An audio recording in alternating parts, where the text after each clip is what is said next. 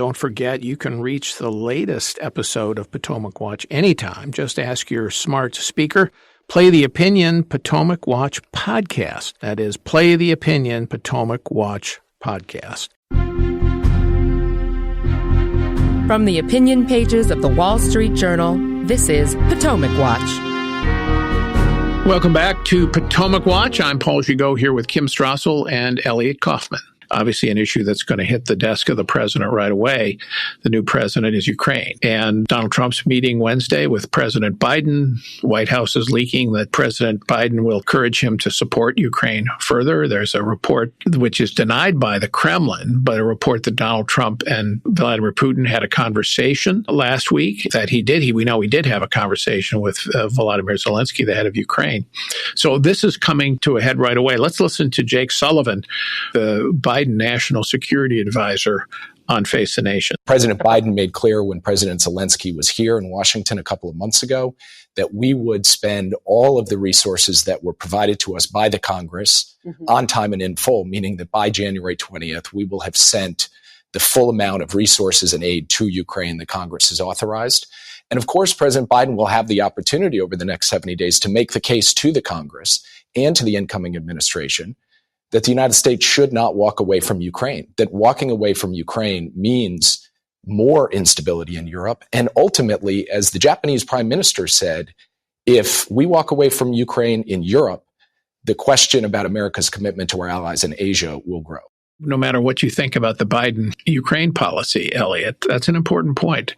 I think Donald Trump faces a critical issue of how he's going to handle Ukraine.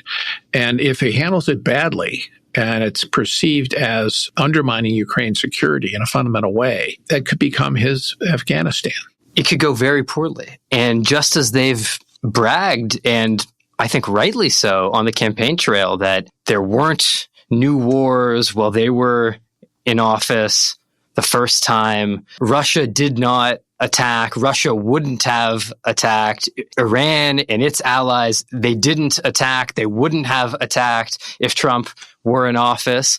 They have to start asking the question, why is that? Well, maybe it was because Trump was pursuing a policy of peace through strength and not a sort of Obama-Biden policy of appeasement, for one, avoidance of war at all costs. But when you start hearing those notes coming out, you think they may get not peace, but far more war. Kim, I think this is going to be one of the central debates going forward in this administration. Now, Donald Trump himself is, I think, a foreign policy pragmatist. He's a transactional. He makes policy often based on personal relationships, but he doesn't like to pay a political price for mistakes. I mean, he's very attuned to political incentives. So when he wanted to bring the Taliban to Camp David, for example, and people said, no, and there was an eruption, he didn't do it. I can think of other examples of policies he wanted to do or floated and then back down in the wake of political opposition here at home and to some extent abroad. But there's going to be a contest here for Donald Trump's ear on foreign policy and other things, but foreign policy is what we're talking about now as the administration unfolds. My view is that we broadly already have an idea of how Donald Trump is going to handle generally the foreign affairs piece of his governance, which is that, okay, he spent a lot of time talking about no more forever wars. Let's be honest, that was kind of a bit of a straw man. Okay, we're not in a forever war now. We haven't been in a forever war actually in a while. And so it was sort of like saying, I promise not to do something I was never going to do anyway. But what he is going to do, I think, is go out there and attempt through a far more muscular American position,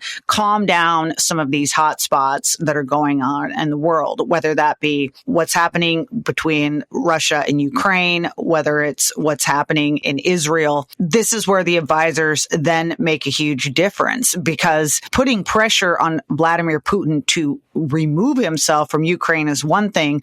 Telling Volodymyr Zelensky that he just has to give up everything that Russia's taken so far is another. And that's when people are whispering in his ear that it's going to make the difference in the consequences on the ground. I'm not among those who thinks Donald Trump is going to be an isolationist in any way. I think he cares, not only is he a pragmatist and cares about that political price, as you said, but he loves too much the notion of himself as a personal diplomat, the guy who goes in and has the relationships and makes things happen. I think he kind of revels in that to a certain degree. So he's going to be doing that here as well. I think there's a lot of reason to be worried about those advisors and how he goes about some of this. But for those who are generally broadly very worried that somehow we are going to withdraw, I do not think that's the case. Well, we shall certainly see, but there's no question that some of the isolationists will have, or semi-isolationists, or withdraw from Europe as opposed to Asia. Those kinds of voices will have some role in this administration inside, and particularly in the mega online world.